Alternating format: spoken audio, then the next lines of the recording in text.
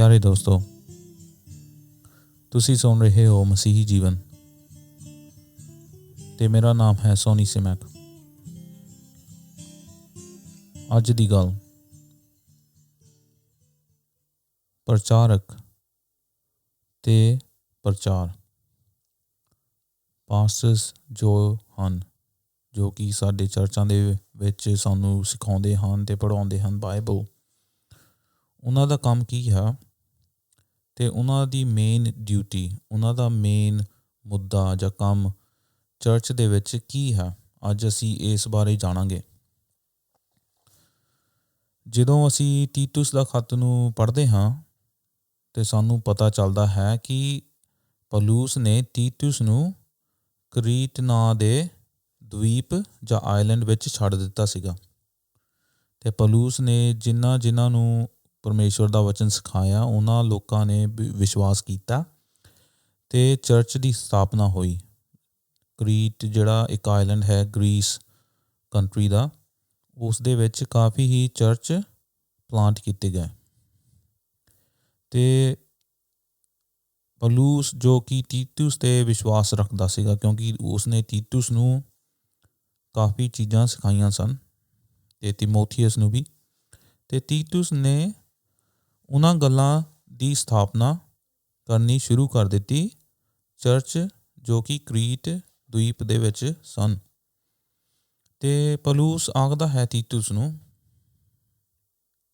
कि प्रचारक जां पास्टर दी जिंदगी किद्दां दी होनी चाहिदी है अते उस नूं किस गल दा प्रचार करना चाहिदा है। ते असी 9वीं आयत विच ही पढ़दे हां, पहला अध्याय उसकी 9वीं आयत, कि जो पास्टर है जो कि चर्च दी आत्मिक जीवन नूं बढ़ावा देण लई रखिया हुंदा है खुदावन वल्लों, उस बारे पौलुस कहंदा है कि उस इंसान नूं, उस पास्टर नूं जां प्रचारक नूं सही शिक्षा देण दी लोड़ है।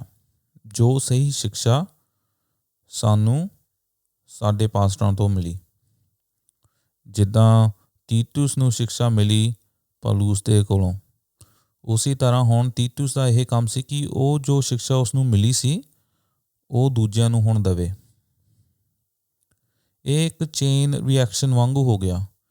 जे तुहानूं चंगी शिक्षा मिलदी आ ते तुसीं चंगी शिक्षा दूजिआं नूं दिंदे हो, जे तुहानूं बुरी शिक्षा मिलदी आ फिर तुसीं दूजिआं नूं की बुरी शिक्षा दे दिंदे हो। ते पौलुस 9वीं आयत विच लिखदा है कि वो इंसान, वो प्रचारक बाइबल दे वचन नूं फड़ लवे ते उसनूं चंगी तरह सिखावे उन्हां चीज़ां नूं जो कि खुदावन ने सानूं दित्तियां होईयां हन। चंगी शिक्षा जां डॉक्ट्रिन, भी डॉक्ट्रिन की आ चर्च दी, ते उन्हां लोकां नूं वो सिखावे जिहड़े कि उहदे कोल आउंदे हन, ते जिहड़े नहीं सिखना चाहुंदे चर्च विच उन्हां नूं कि ओह चंगी तरह समझावे। जे नहीं वो समझना चाहुंदे ते बेशक वो चर्च की छड्ड के जा सकदे हन, क्योंकि जिहड़े लोग सिखना नहीं चाहुंदे उन्हां नूं फिर खुदावन वो गल्लां नहीं सिखाउंदा, क्योंकि बाइबल सानूं दसदी है कि जिहड़ा कोई खुदावन दे कोल आउंदा है वो अपने आप नूं हलीम करके आवे। दोनों पास्टर ते चर्च जां कलीसिया। पास्टर भी एक कलीसिया दा हिस्सा हुंदा है। हुण कई असी देखदे हां जां सुणदे हां कि कई पास्टरां नूं लगदा है कि वो कलीसिया दे उपर हन।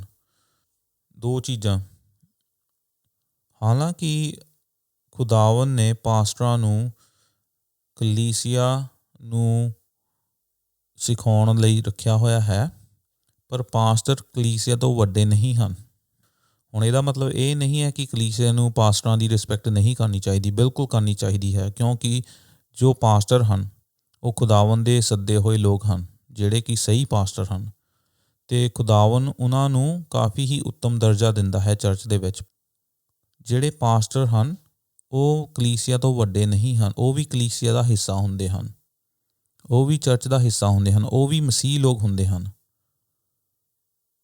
ते ये दो चीज़ां सानूं जानना बहुत जरूरी है। पास्टरां दी रिस्पैक्ट करो ਇਹ ਨਾ ਕਹੋ ਕਿ ਪਾਸਟਰ ਜੋ ਯਿਸੂ ਮਸੀਹ ਦੇ ਵਾਂਗੂ ਹਨ, ਜਾਂ ਉਹ ਯਿਸੂ ਮਸੀਹ ਦਾ ਜਿੱਦਾਂ ਦਾ ਦਰਜਾ ਹੈ ਖੁਦਾਵੰਦ ਦੇ ਚਰਚ ਦੇ ਵਿੱਚ, ਉੱਦਾਂ ਦਾ ਪਾਸਟਰਾਂ ਦਾ ਵੀ ਹੈ। ਪਾਸਟਰ ਖੁਦਾਵੰਦ ਦੇ ਸੇਵਕ ਹਨ। ਪਾਸਟਰ ਖੁਦਾਵੰਦ ਦੇ ਸੇਵਕ ਹਨ, ਨੌਕਰ ਹਨ, ਅਤੇ ਉਹ ਕਲੀਸਿਆ ਦੇ ਵੀ ਨੌਕਰ ਹਨ।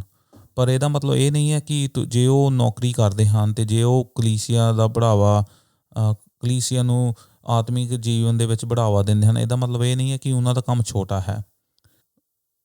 ਕੋਈ ਵੀ ਇਨਸਾਨ ਪ੍ਰਭੂ ਦੀ ਖਿਦਮਤ ਕਰਨਾ ਚਾਹੁੰਦਾ ਹੈ, ਉਹ ਇੱਕ ਚੰਗੀ ਗੱਲ ਨੂੰ ਫੜਦਾ ਹੈ। ਸਾਨੂੰ ਬਾਈਬਲ 'ਚ ਇਹ ਵੀ ਪਤਾ ਲੱਗਦਾ ਹੈ। ਅਤੇ ਇਹ ਹੋ ਗਈ ਇੱਕ ਬੈਲੈਂਸਡ ਅਪਰੋਚ, ਵੀ ਬੈਲੈਂਸ ਹੋ ਗਿਆ ਨਾ। ਹੁਣ ਪਾਸਟਰਾਂ ਦੀ ਰਿਸਪੈਕਟ ਵੀ ਕਰੋ, ਪਰ ਪਾਸਟਰਾਂ ਨੂੰ ਵੀ ਚਾਹੀਦਾ ਹੈ ਕਿ ਉਹ ਕਲੀਸਿਆ ਨੂੰ ਸਹੀ ਤਰ੍ਹਾਂ ਸਿਖਾਉਣ ਅਤੇ ਉਹਨਾਂ ਦੇ ਉੱਤੇ ਬੌਸ ਬਣ ਕੇ ਜਾਂ ਉਹਨਾਂ ਨੂੰ ਆਪਣੇ ਅਧੀਨ ਨਾ ਰੱਖਣ। ਕਿਉਂਕਿ ਹਰੇਕ ਜਿਹੜੀ ਕਲੀਸਿਆ ਹੈ, ਹਰੇਕ ਜਿਹੜਾ ਚਰਚ ਹੈ, ਹਰੇਕ ਜਿਹੜਾ ਮਸੀਹ ਹੈ, ਉਹ ਮਸੀਹ ਦੀਆਂ ਗੱਲਾਂ ਨੂੰ ਆਪਣੀ ਜ਼ਿੰਦਗੀ ਦੇ ਵਿੱਚ ਲੈ ਕੇ ਆਵੇ। ਅਤੇ ਇਹ ਤਾਂ ਹੋ ਗਈ ਹੁਣ ਪਾਸਟਰਾਂ ਦੀ ਗੱਲ ਅਤੇ ਚਰਚਾਂ ਦੀ ਗੱਲ। ਅਤੇ ਪਾਸਟਰ ਦਾ ਕੰਮ ਹੈ ਕਿ ਚੰਗੀ ਸਿਕਸ਼ਾ, ਚੰਗੀ ਡਾਕਟਰੀਨ ਨੂੰ ਚਰਚ ਨੂੰ ਸਿਖਾਵੇ। ਅਤੇ ਚੰਗੀ ਜੇ ਡਾਕਟਰੀਨ ਅਸੀਂ ਸਿੱਖਣਾ ਚਾਹੁੰਦੇ ਹਾਂ, ਅਤੇ ਪਾਸਟਰ ਨੂੰ ਫਿਰ ਪਹਿਲਾਂ ਟ੍ਰੇਨ ਹੋਣ ਦੀ ਲੋੜ ਹੁੰਦੀ ਹੈ। ਟ੍ਰੇਨਿੰਗ ਕਿਤੇ ਵੀ ਜਗ੍ਹਾ ਲੈ ਸਕਦਾ ਹੈ, ਜਾਂ ਬਾਈਬਲ ਕਾਲਜ ਅੱਜ ਕੱਲ੍ਹ ਖੁੱਲ੍ਹੇ ਹਨ, ਚੰਗੇ ਬਾਈਬਲ ਕਾਲਜ, ਉੱਥੇ ਜਾ ਕੇ ਟ੍ਰੇਨਿੰਗ ਲਵੇ।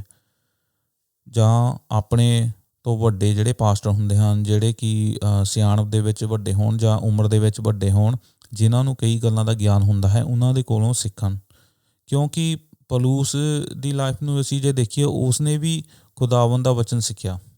ਅਸੀਂ ਗਲਾਤੀਆਂ ਦੇ ਖੱਤ 'ਚ ਇੱਦਾਂ ਹੀ ਪੜ੍ਹਦੇ ਹਾਂ। ਅਤੇ ਜੋ ਉਹਨੇ ਮਸੀਹ ਤੋਂ ਸਿੱਖਿਆ ਅਤੇ ਜੋ ਉਸਨੇ ਮਸੀਹ ਦੇ ਚੇਲਿਆਂ ਤੋਂ ਸਿੱਖਿਆ, ਉਹ ਫਿਰ ਵਚਨ ਦੂਜੇ ਲੋਕਾਂ ਨੂੰ ਸਿਖਾਉਣ ਲੱਗ ਪਿਆ। ਫਿਰ ਅਸੀਂ ਗੱਲ ਕਰਦੇ ਹਾਂ ਤੀਤੁਸ ਦੀ।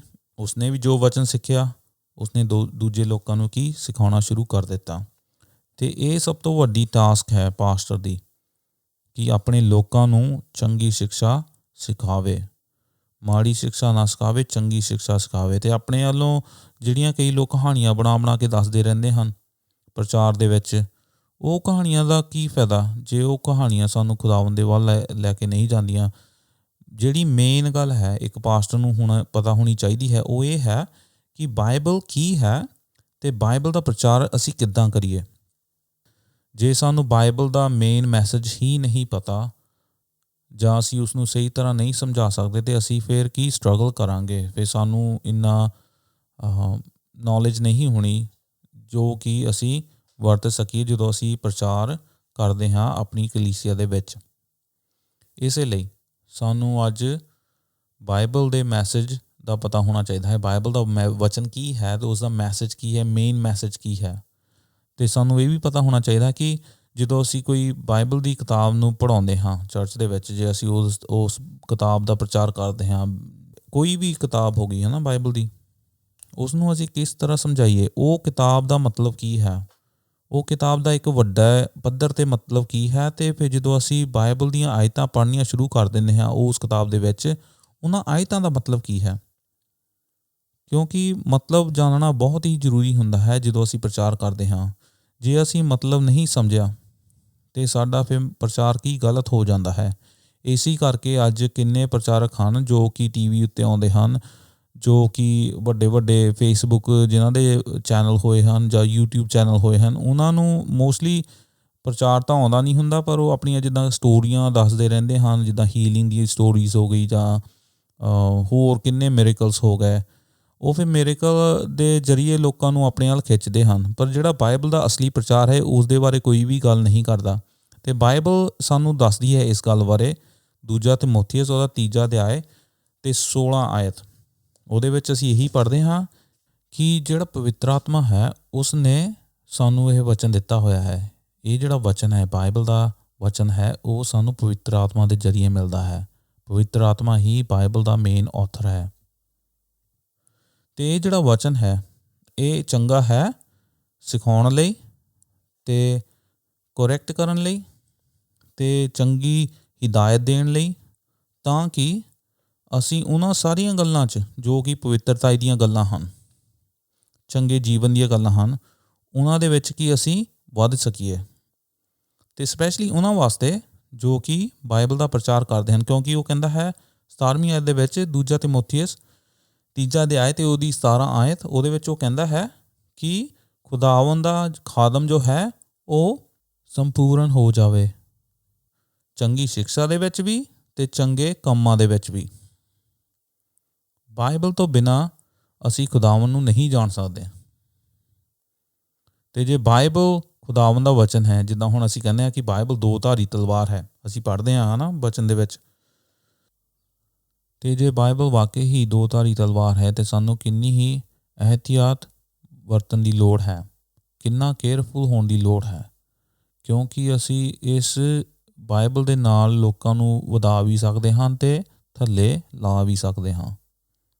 ਇਸ ਕਰਕੇ ਸਾਨੂੰ ਚਾਹੀਦਾ ਹੈ ਕਿ ਬਾਈਬਲ ਦਾ ਅਸੀਂ ਚੰਗੀ ਤਰ੍ਹਾਂ ਪ੍ਰਚਾਰ ਕਰੀਏ, ਤਾਂ ਕਿ ਖੁਦਾਵੰਦ ਦੇ ਲੋਕ ਖੁਦਾਵੰਦ ਦੇ ਨਾਲ ਹੋਰ ਵੀ ਜੁੜ ਜਾਣ ਅਤੇ ਉਹਨਾਂ ਦੇ ਮਨ ਖੁਦਾਵੰਦ ਦੇ ਵਿੱਚ ਇੱਕ ਹੋ ਜਾਣ, ਅਤੇ ਉਸ ਦੇ ਨਾਲ ਕੀ ਹੋਏਗਾ, ਖੁਦਾਵੰਦ ਦੇ ਨਾਮ ਨੂੰ ਮਹਿਮਾ ਮਿਲੇਗੀ। ਅਤੇ ਜੇ ਬਾਈਬਲ ਵਾਕਈ ਹੀ 2 ਧਾਰੀ ਤਲਵਾਰ ਹੈ ਤੇ ਸਾਨੂੰ ਕਿੰਨੀ ਹੀ ਇਹਤਿਆਤ ਵਰਤਣ ਦੀ ਲੋੜ ਹੈ, ਕਿੰਨਾ ਕੇਅਰਫੁਲ ਹੋਣ ਦੀ ਲੋੜ ਹੈ।